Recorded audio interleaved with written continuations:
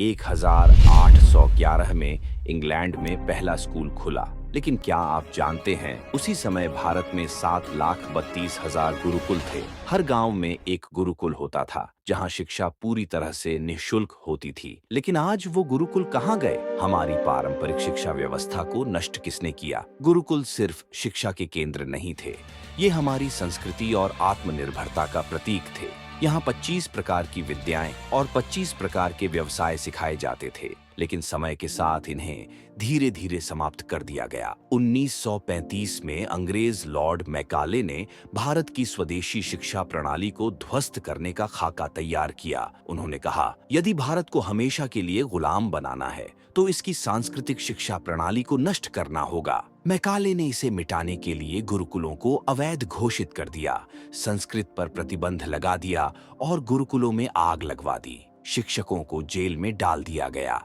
गुरुकुलों की जगह अंग्रेजी स्कूल खोले गए। 1950 तक भारत में गुरुकुल पूरी तरह खत्म हो चुके थे। 1957 में कलकत्ता, बॉम्बे और मद्रास विश्वविद्यालय बनाए गए। इन्हें निःशुल्क विद्यालय कहा गया, लेकिन असल में ये गुलामी की मानसिकता का बीज बो रहे थे। मैकाले ने अपने पत्र में लिखा, इन कॉन्वेंट स्कूलों से ऐसे बच्चे निकलेंगे जो देखने में तो भारतीय लगेंगे, लेकिन मानसिक रूप से अंग्रेज होंगे। उन्हें अपनी संस्कृति, परंपराएं और मातृभाषा का कोई ज्ञान नहीं होगा। मैकाले की रणनीति का असर आज साफ दिखता है। भारतीय युवा अपनी मातृभाषा और संस्कृति को हीन समझते हैं। यूरोप और पश्चिमी देशों की नकल करना आज आधुनिकता का प्रतीक बन गया है। लेकिन अब समय आ गया है जागने का।